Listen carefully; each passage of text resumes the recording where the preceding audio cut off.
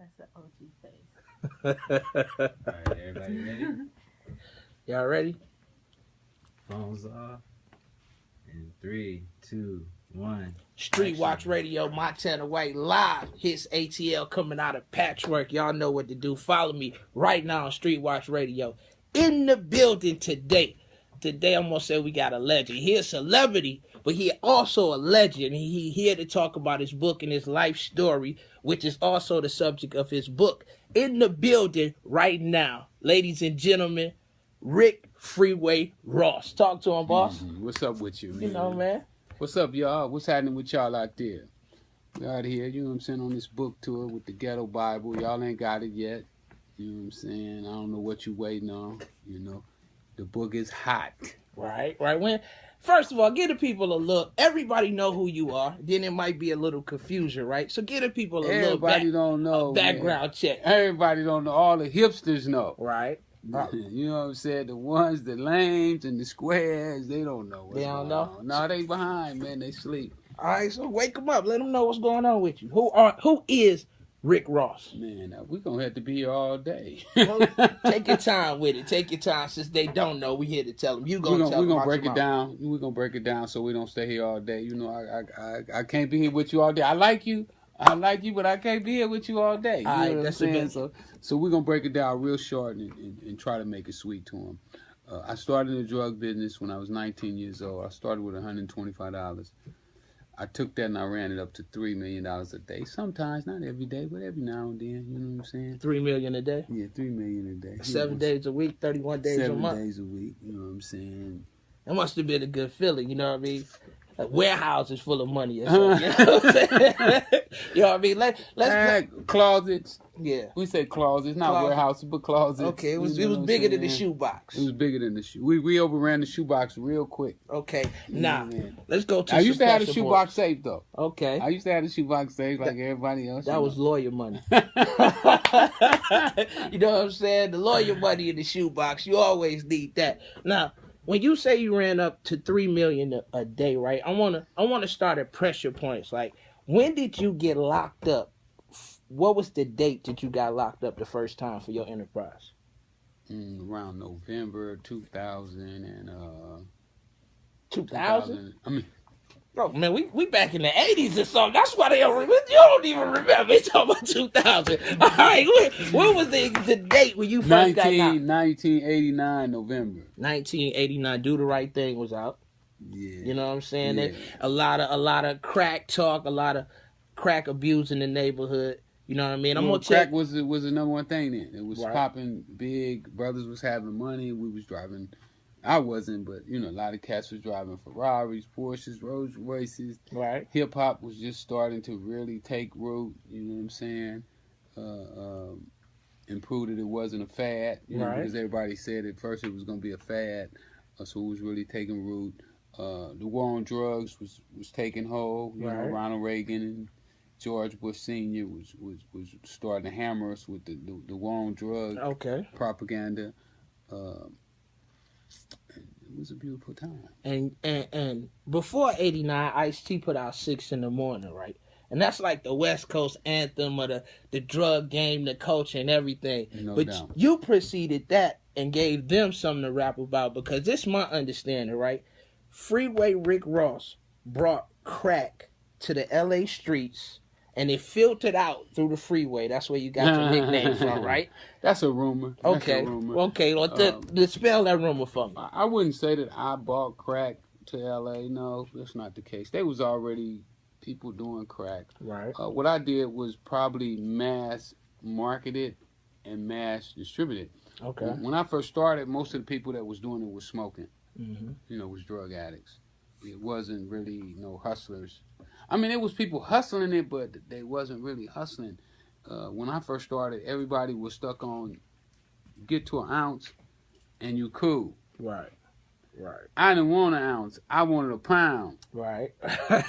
Not a brick. You needed a whole pound, huh? Yeah, I wanted a pound. Yeah. And then when I got to the pound, I wanted a kilo. Right.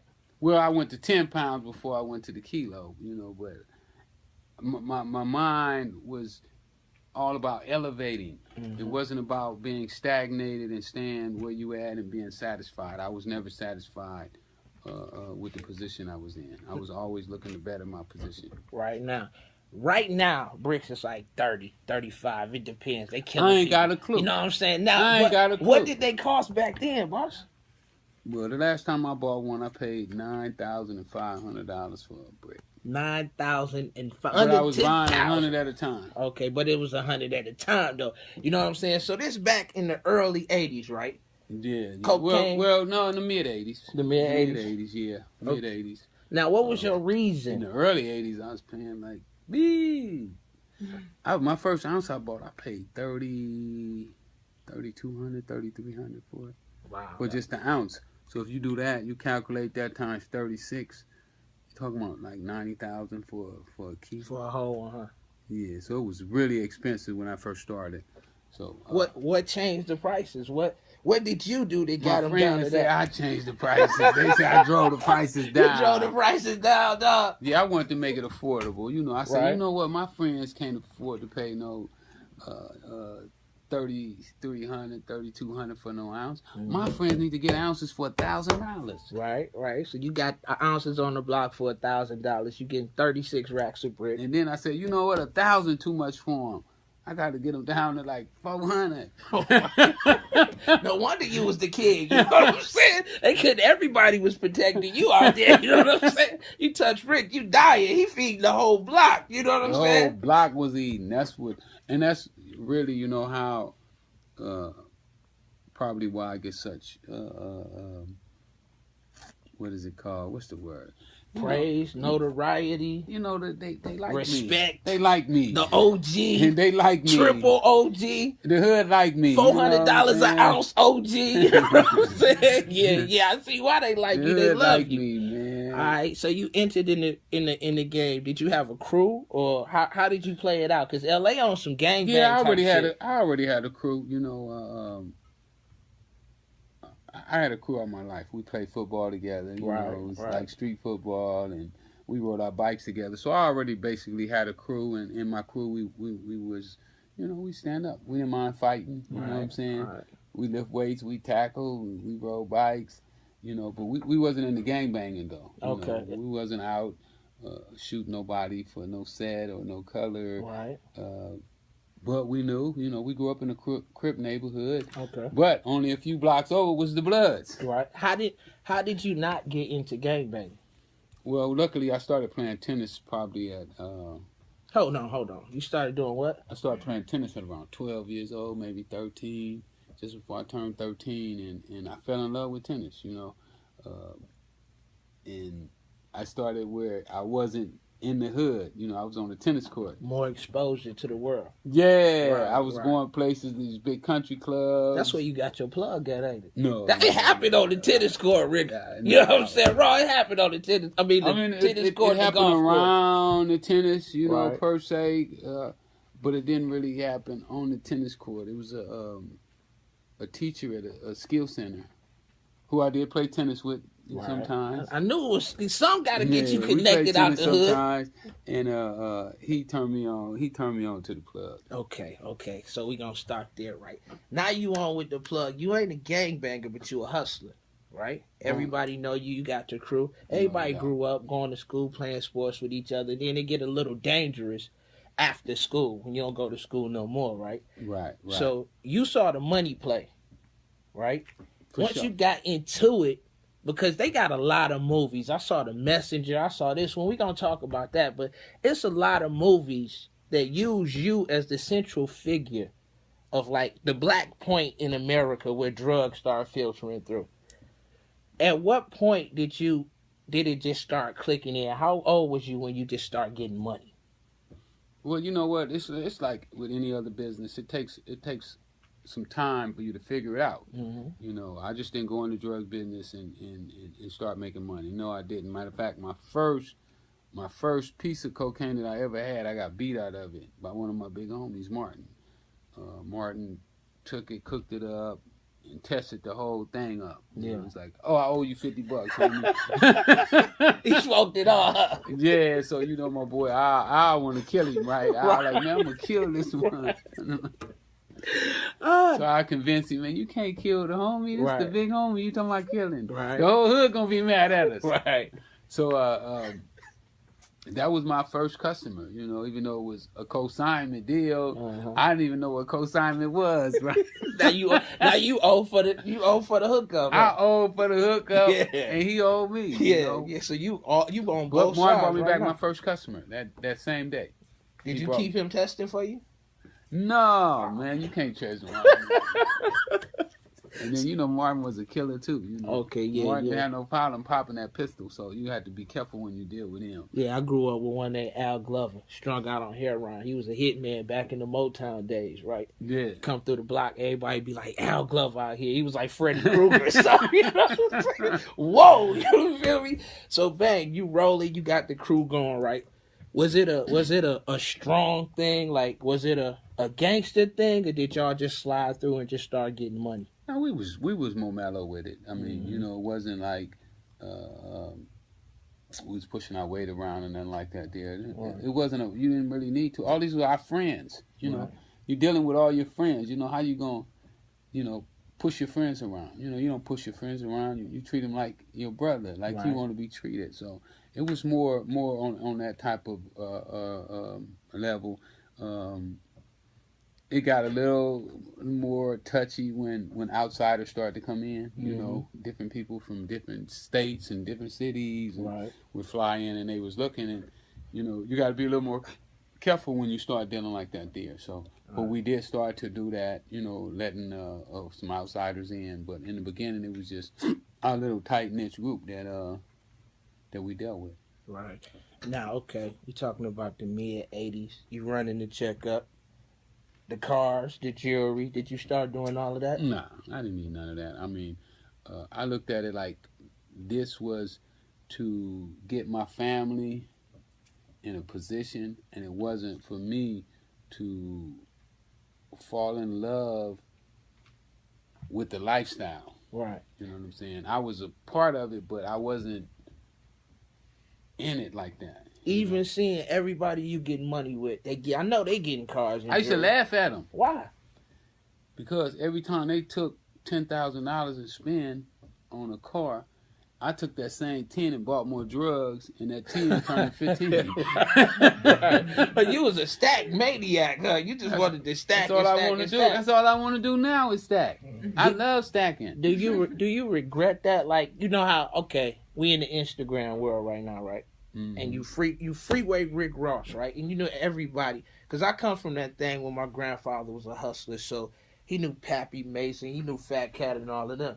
And back then, like the 80s on the East Coast, all of the ones that was up, they was Jewelry Down, they was Jerry Curls, they was Fila Soups, you know what I mean? So now, when they look back, they got all these pictures that say, back then I was getting to the money.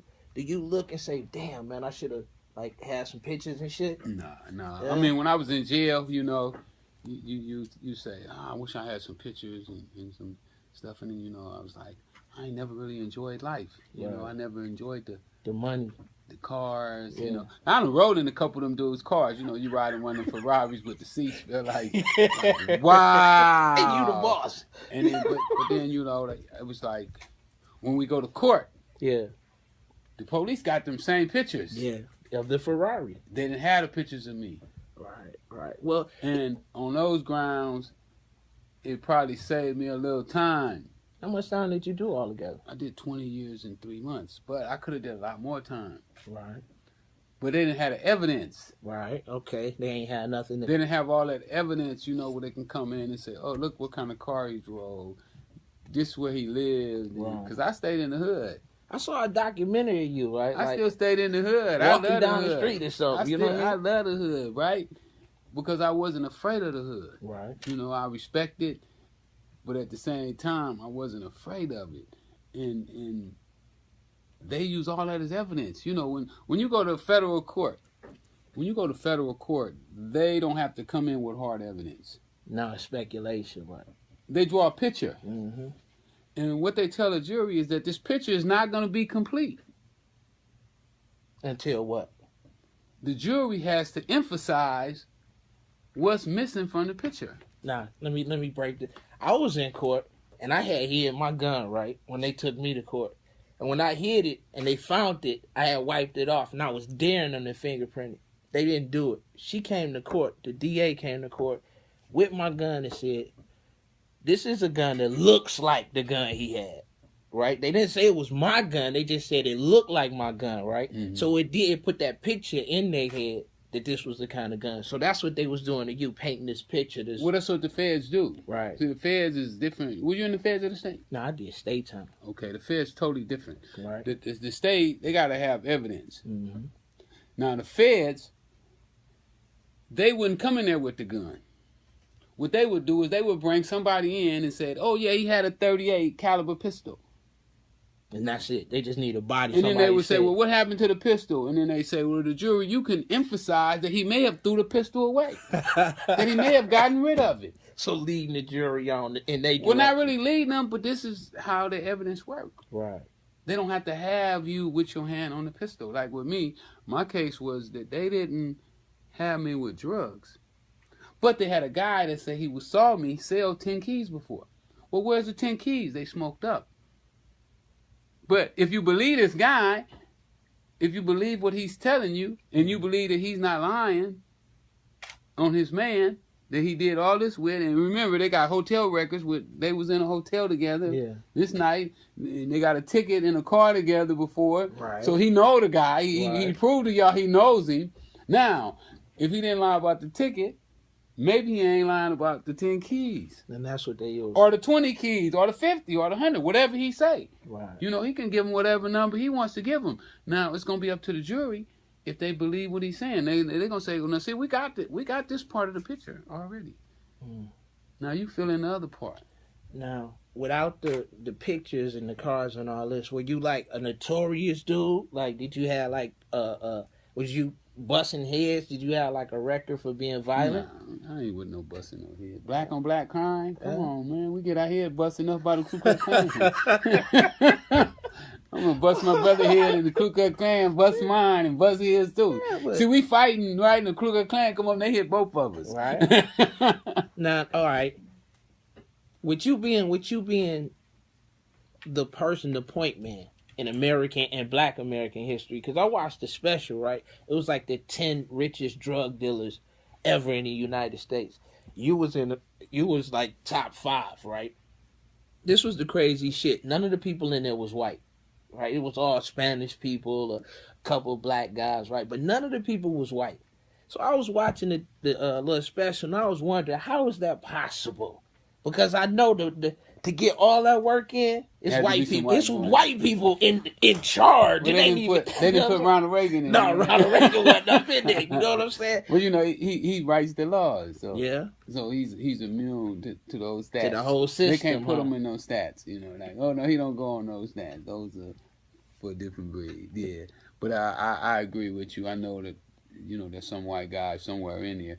But you know, when you're the prosecutor, you pick who you want to arrest and who you want to target. And you know, more than likely, you ain't gonna pick nobody that look like you.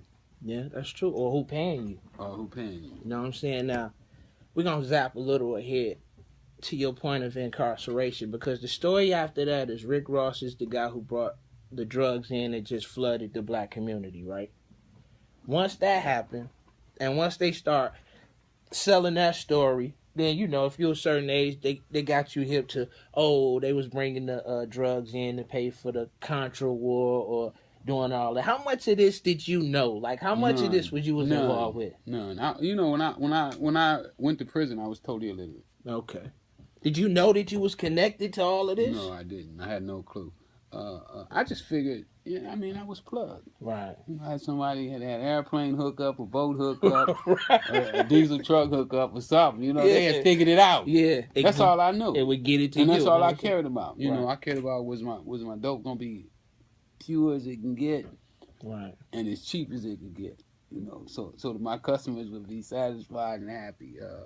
It was when I went to court that my informant started to testify, is when I started to find out about his ties to the CIA and Central America. Before that, I didn't care about no Central America. I mean, what did I care about Nicaragua? Well, you surprised? Like, nigga, I'm in too deep right now. I didn't believe it, for real. Yeah. When Gary Webb first published his article, Dark Alliance, and I read it in the newspaper. They sent me a copy that same day it came out because I was, the featured character in the story. So I was like, yeah, right, CIA. So you got it. You got Ronald Reagan. Yeah, okay, come on. Little old me from South Central LA who used to have holes in his tennis shoes and take tennis balls around his tennis shoes. That's what y'all talking about. Yeah, you connected to Ronald Reagan. To Ronald Reagan and the CIA. Yeah, come on, give me something else. You know what I'm saying? Right. Throw me something else. I can't buy this one here. So you didn't even believe that you was gonna get charged like that with all No. I already knew I was getting charged. Oh, okay. They'd already made that real clear. Right. But when the story comes out, I had doubts about it. Now, it was a movie called The Messenger. Kill the Messenger. Kill the Messenger, right? Well, that's about Gary Webb. Yeah. That's the guy who published the story. Right. Who came down to my cell and he didn't tell me about the CIA. He just was saying, man, this is way bigger than what it looks like. You're going to be surprised. Mm-hmm. Now, he didn't believe that my informant had to testify against me, right, who was my old supplier, to make that picture what it was. Remember the picture I told you? Mm-hmm. Now, he was that missing piece out of the picture, and he had to fill that picture in. Right. So Gary didn't think that they were going to put him on the witness stand. And if they don't put him on the witness stand, I walk. Right. His testimony is the only testimony that they got, because none of the cops knew anything about me. Cops had never seen me before, hadn't talked to me or nothing, so they needed his testimony in order to convict me. And Gary was saying, because Gary already knew that he was tied to the CIA, so Gary was saying, they're not going to expose the CIA just to convict you. Dog, this operation is too big. How are you alive right now with all of this? Like, do you think about that? No, I don't think about it. Yeah? No. Because, I watched the movie, and not only that, when you came home, your whole story, right? Because it's epic, It's like something we grow up with. You are that guy. It's a movie. What I'm saying? It's a movie. Yeah, it's a real movie. It's a real movie. And that's why they keep making bits movies and pieces out of it and making movies. But Hollywood don't want the people to have the real thing. They want us to stay in the blind. They want black people to be in the blind and not deal with the real. Right. See, they would rather for them and us to deal with fake. Because if you're dealing with fake, you can't be real. Yeah, that's the truth. How can it be real if it's fake? That's the if you truth. start with fake, you can never get to the real. You can never get to the real. You can never get to the real. So that's what they do with us. They never give us the real because they want to keep us in the fake. Because Tom Cruise got a movie coming out, right? Yeah. You know about that? I saw the commercial the other day. Somebody showed it to me. I thought about you. Like, do they ever come to you? They like, never come to me. Never. Never?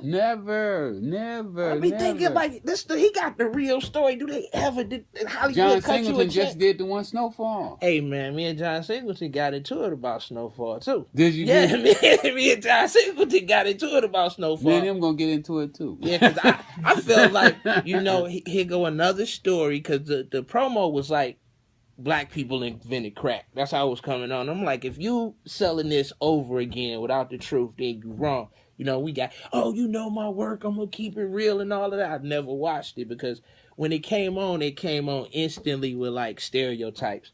Dude, the girl beat up the girl outside. It just was all stereotypical as soon as it came on. But I was wondering, do they go to Ross and ask him about any of these things? Nothing. John's people called me after the commercial started airing. Yeah. And we figured he called because his Instagram and his Twitter went crazy. Yeah. This Rick Ross story. Yeah. It's Rick Ross story. That's how they built. I thought it was gonna be about you. Everybody did. So I know what happened is that they Twitter and their Facebook and everything went up and they said, you know what, we better holler at Rick. Right. So they started talking to me about me coming on as a consultant. But I was already a little salty about the whole ordeal anyway. You already did the movie. Right. So what can I consult on? Right. Now you just want my blessings. You want to use me to... Yeah, they asked me to come to the premiere, and I'm like, go to the premiere? You done stole from me, Negro. Right. You done sold to these people who I didn't want to sell it to. You know, I wouldn't say they try to buy it from me. You know, in Hollywood, I'm difficult to deal with. So you haven't been able to sell the story like I ain't trying to sell it. So what you gonna do with it? I want to own it. Okay, at least I own a piece of it. Right. I'll share it with somebody. Right. You know, you gotta keep your rights to it for 150 years. But you gotta get a piece of it. You know, you sure. can't just let them come and buy you out, and that's what they so used to in Hollywood. They used to us tap dancing and you know putting the black face on. Oh, for sure. And, you know, I just ain't with it, man. I'm just so into owning my own and being my own man.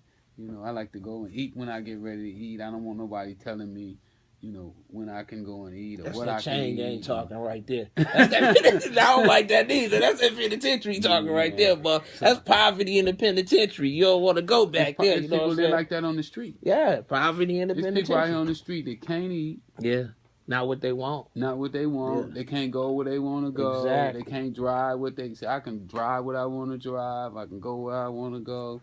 You free. A free Negro. Yeah, you free. Congratulations, my brother. You know what I'm saying? Hey, we made it to the other side with the respect. You know what I mean?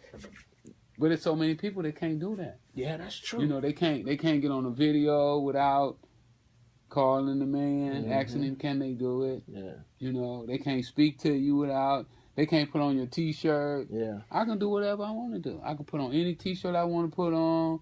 I can drive any car I want to drive. I can do what I want to do. Now, well, you say you want to own your thing, right? This coming from a person that I've seen repeatedly get stolen from. Like your life story, your name.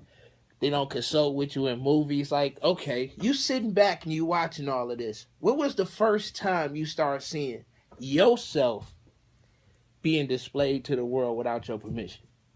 With the rapper. With the rapper? With Rick Ross? Well, no. I guess Freeway was the first one. Okay, yeah, because Freeway came out before Rick Ross. Yeah, I guess Freeway was the first one that did it. Yeah. Other than the newspapers, you know, newspapers was printing articles without your permission, but, you know, they're going to do that anyway. Right. But I guess Freeway was the first one. And then the rapper, you know, who stole my name, William Roberts. I think that's what they call him. Yeah, real. I think that's what his mama named him. Now, look, I'm going to keep it 1,000, right? Ross, my dog. Is he your dog? Dog, I got into it with my girlfriend one time, right? Went out to his house, me and Big and Rankin. She threw shit all over the house. It was a crazy day, right? Ross went upstairs, gave me $1,000 for CDs, and was like, I was promoting at a club. He was like, go get a hotel room, man. Cool down, play the record a couple of times, and you good, right? I never went back to her. You know what I mean? I never went back to her. So for that, you know, Ross, I'll fuck with you for that. You know what I mean? He got me out of a tight spot. We did more for you than he did for me. That's crazy, right? 'Cause we finna jump into that. You know what I'm saying? It's like, damn, Freeway. He sold me a bunch of bullshit. But this is what I figured out. A lot of people did. Now, I'm just taking this from my perspective. When you got out, right, a lot of people were screaming Ross out, Rick Ross out, the real Rick Ross home, all of this. I saw you with Floyd Mayweather. I saw you with Dr. Dre. I saw you with everybody who wanted to be seen with you. I think something saying Dre was going to invest some money into your life story. He talked about it. All of these things, right? And then at the end of it, nothing ever came out, and you were still dealing with this issue. Well, you know what I did is I sued Universal. For what? For putting my name on their records. Rick Ross and Universal, the movie studio. Yeah, Interscope, Aftermath, all of that shit is tied in together. I was hanging out at Interscope every day. Vincent Herbert, all of them. Yeah. We always kicking it every day, you know. And then when I decided to go through with the lawsuit, I couldn't get past the security guard no more. Shut the door. Island, Interscope, this shit close to you right here. You off the team, buddy. You're going against the big dog. Yeah, right. So you know, and I don't mind. I like taking down big dogs. Right. You know, if you don't take down the big dog, you ain't took down nobody. You know, That's you true. take down somebody lower than you, You don't get no strikes for that. Yeah, you really picking on them. The homies want to beat you. Yeah, you really picking on them. Picked on that dude, man. You was wrong for that. You know he didn't have no win. Yeah. You know, but then if you take down somebody that supposedly a monster. You know, oh man, I don't know how you did that on me. Yeah. You took him down. Yeah, they love you for that, right? Right? You for that. Yeah, they love you for that. And that's the way I look at it. You know, it was you know, it was something to do. You know, I really had no desire to do any suing in the beginning. Right. You know, thought it was gonna be a player type thing, like but the lawyers talked me into, you know, like, man, they owe you money. Come on, let's get them. Yeah. You know, let's get them. And so I went through with it and do Ross even own Rick Ross or Universal own Rick Ross? We don't know. They didn't turn that part of the evidence over. We don't even know if Ross really owned Rick Ross. Yeah, we don't know. We don't know, man. If they turn that, they didn't turn that over. A lot of stuff they didn't turn over to us. You know, we was doing discovery when the judge made her ruling. Statute of limitations, it ran out on me. I should have filed before I got out of prison. Yeah. The things you don't know will hurt you, huh? Yeah. But I ain't tripping, though. You know, it was a good time. I enjoyed going to court, you know. What? I enjoy going on the other side. I had never been in a courtroom on the other side. Where you could win, huh? No. Where I could walk through the door. Oh, okay. Yeah, right. Me neither. I always went in handcuffs. Yeah, through the back door. Yeah, so this time I was walking in the door, you know, through the door without handcuffs on. So it was definitely a different experience, man. I got to sit in the courtroom and sit with the lawyer and talk to the lawyer. Yeah. And it was just a different experience, and I had fun doing it, you know. If Ross called you right now, would you take his call? Yeah, I'd take his call. Yeah. You know, I told him before, we ought to work together, and he went on the Breakfast Club and called me snitches, and he didn't tell him that.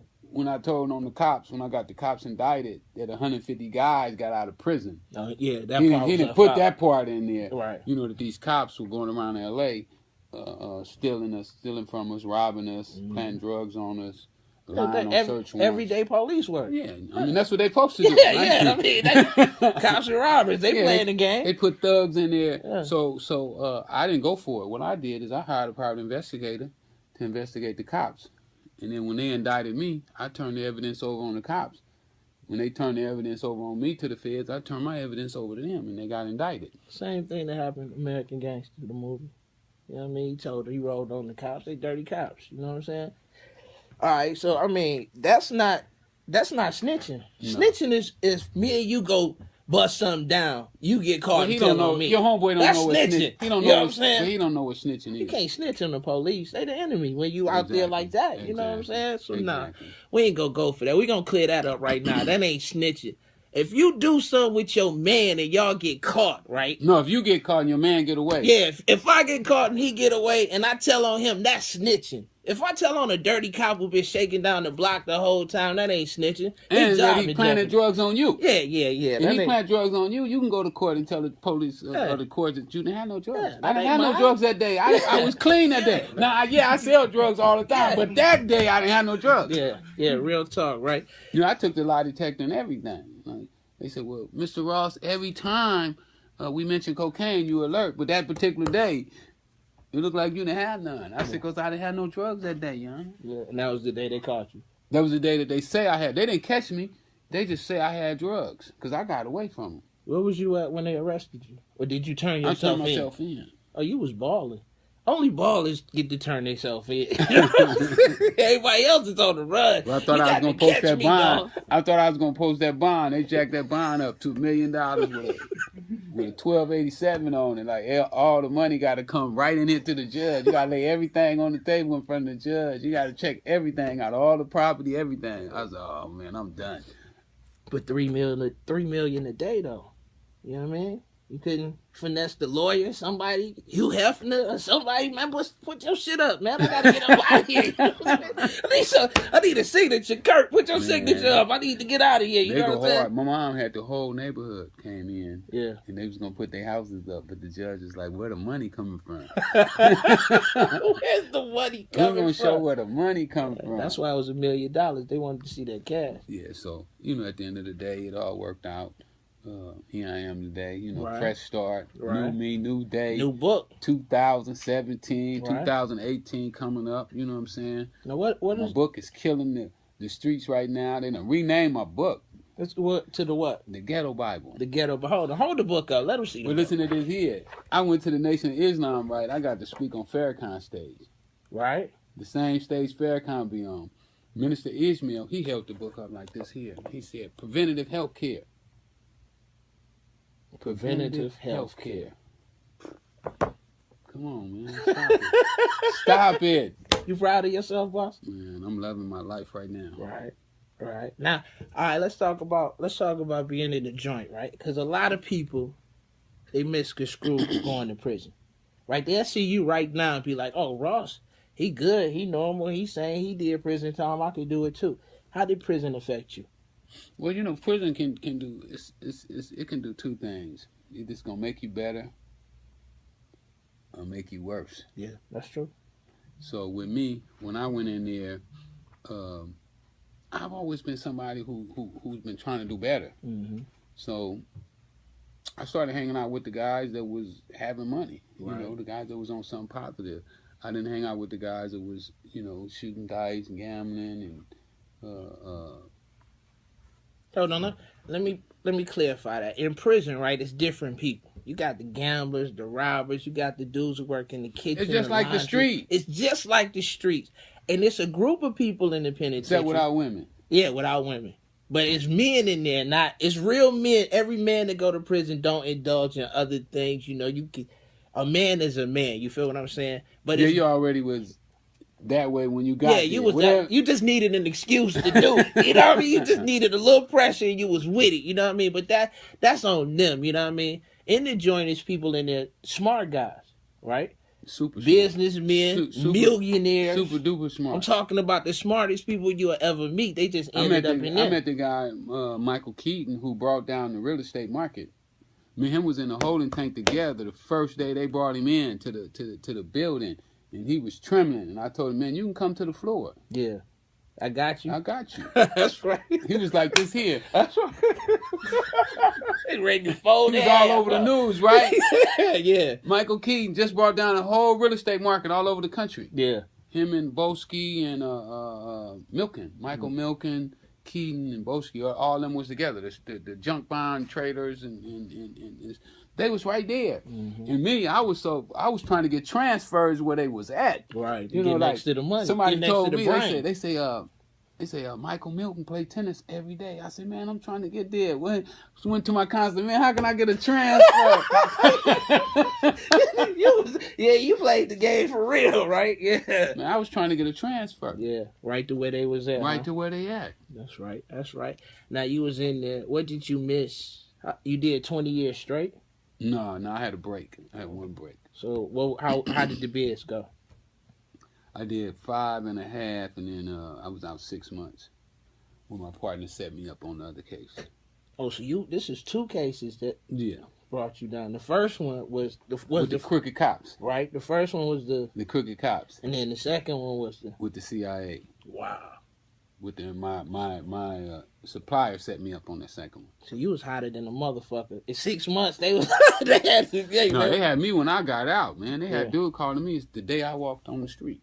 Ready to go back to work? Yeah, they was trying to get me back right then. Yeah. But I wasn't planning on selling no drugs. I came up with a plan for the music business because I was sellies with Harrio when him and Suge started Death Row. So I already kind of had a little bit of a plan of what I did, what I was gonna do. And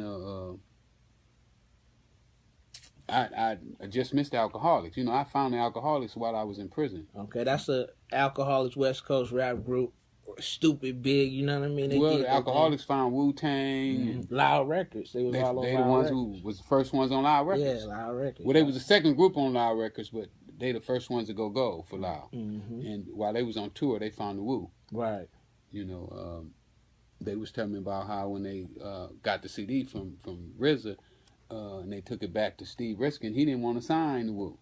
That's crazy. They fought Exhibit too. Yeah, Exhibit used to stay in their studio. Yeah, right. You know what I mean, you got your history play out in all parts of culture, our street Well, culture, hip hop culture. When you having that kind of money, you're touching a lot of people. Right. You have a lot of influence, and you're helping a lot of people, especially when you're helping people. You loaning money out, and you passing it around. You just come in contact with a lot of people. Now, do you think like with the Rick Ross thing, right? Like right now, with everybody knowing who Ross is and knowing he is a rapper, an artist, and knowing that you were the real thing, do you think like the imaging, like people hold him up higher because of the imaging? He got the houses and the cars, he got everything that is associated with you, and then you don't have those pictures like to show that you had all the shit. Do you think that kind of? I don't get that stuff no thought. Right. I'm finna kill the industry. Right. My mind, and like you were saying earlier, you said all these guys came to me, and they came to me because of my past. Mm-hmm. But they don't understand how the past got to be the present. Right. Right. The mind that it took. The mind that it took. The mind yeah. is the most important thing, not the background. Right. And I go around these guys and I see the people that they work with, and the people that they work with can't think. Right. Yeah. Yeah. It's no way that these guys supposed to be as big as they are and still have these little dudes telling them what to do and running their businesses. And their businesses stagnated because they don't have the mindset to smash the game. I like to smash the game. You know what I'm saying? You ever sat down with Russell Simmons? No, I talked to Russell a couple of times. He called me about 2 years ago on accident. He was trying to get the rapper, and he called me. He called you up. Yeah. I said, Russell, you got the wrong one, man. You want the rapper. What he He's said? talking, man, will you rap on the album? Man? I said, no, man, I don't do no rapping, Russell. He wanted you to rap. Yeah, he wanted me to rap. Why not? You know what I mean? But that wasn't your bag. How many books you done wrote? I did a novel while I was there with my guy, Jimmy the Saint from Philly. We did one called Black Scarface, which is a jailhouse classic. Jimmy is a beast with the book. As a matter of fact, Jimmy helped me on this one too. Right. Jimmy. He's still locked up? No. Jimmy out. He out. He's just still on probation.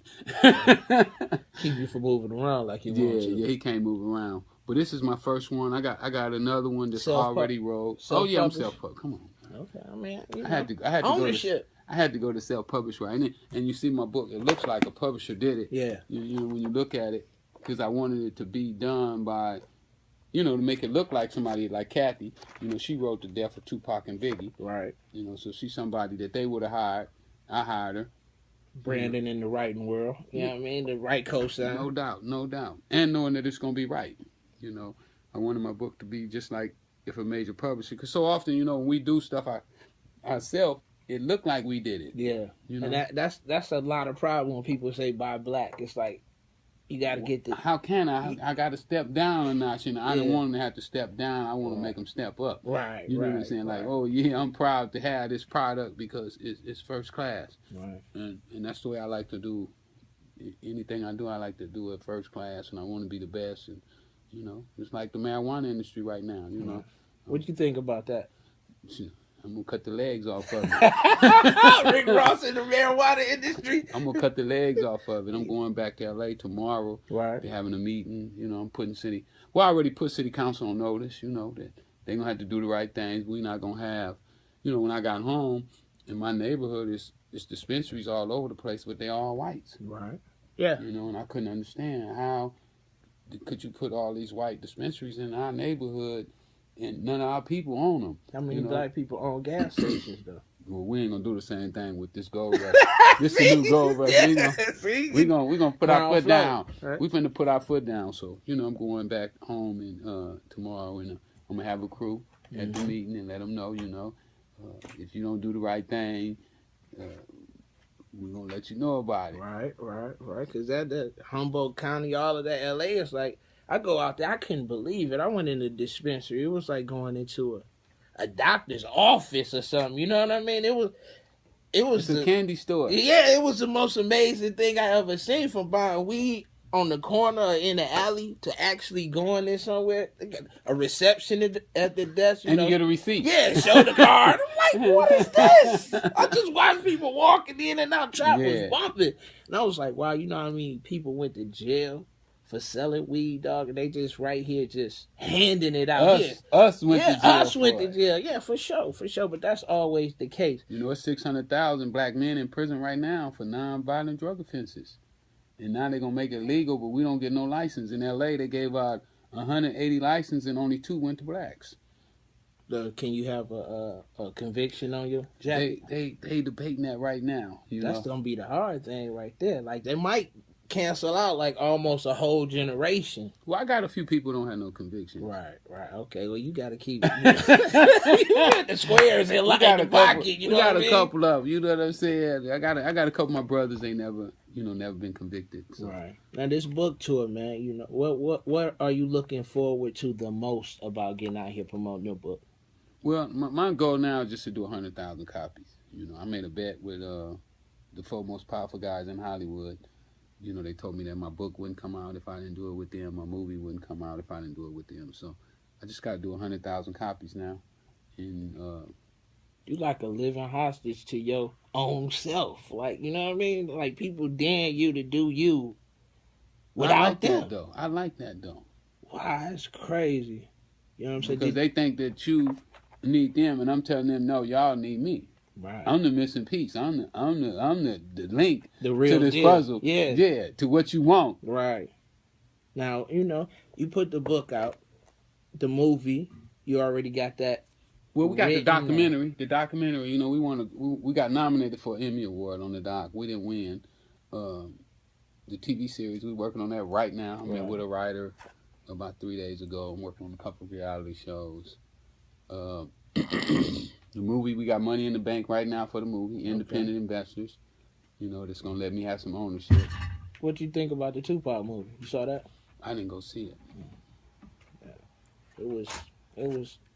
It was to me. I'm gonna tell you the truth. It was well done because it didn't exist. You know what I'm saying? Right. You can't compare it to nothing because there's nothing else there. You just got YouTube stories. You know what I mean? Mm-hmm. But I thought they did a great job as far as what they had to work with. You put 50 Cent, Get Rich or Die Trying, you put Notorious, and you put Straight Outta Compton, the Tupac movie. You got a little show for all day movies to watch. You know what I'm saying? Then we got something to do. Well, you know, we ain't really represented in Hollywood anyway. You know, our representation in Hollywood is really low. Somebody was talking about the other day, the comedian, what's her name? You know, the one who did Precious. They say, my friend was saying that they ain't letting her play in no movies, and I was like, nah, they ain't letting no blacks play in no movies. You know what I'm saying? You know, Denzel and Will Smith get the most roles, and them about the only 2. Everybody else is out of work. Yeah, and they pushing their 50s. It's like, we got to get some fresh people. But this the thing I wonder, like, even with the NFL, right?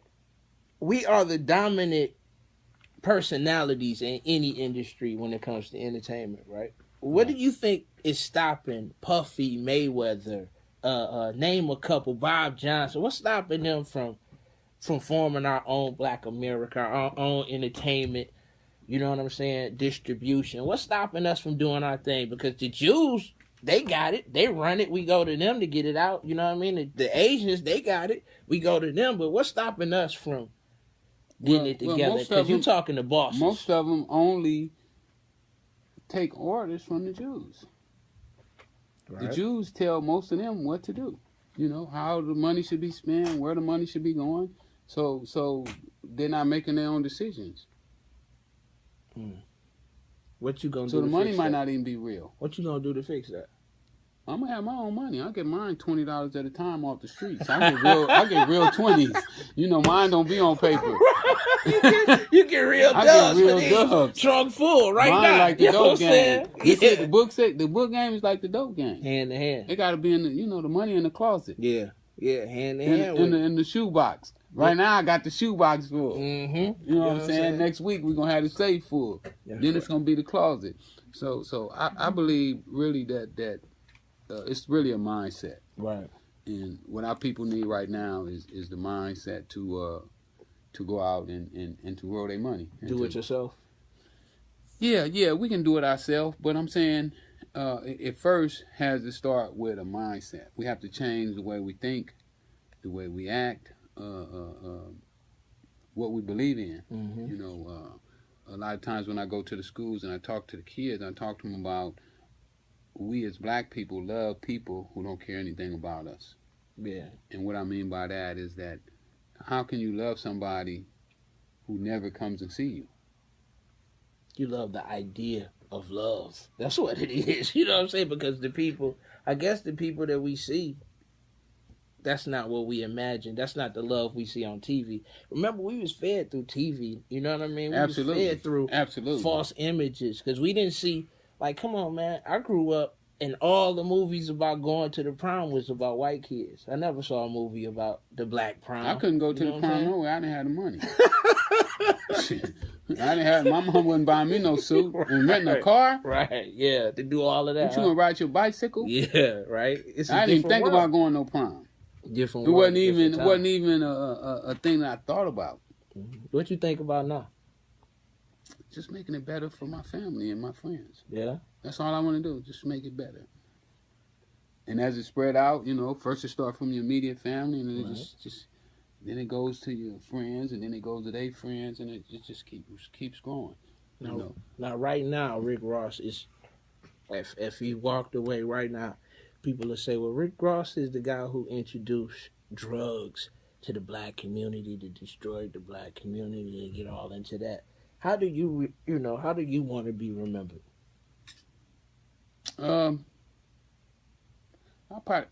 I don't think that drugs is gonna be my main thing. Right. It is right now, you know, because it dominates what I've done. You know, I haven't done anything as good as I did drugs that they know about.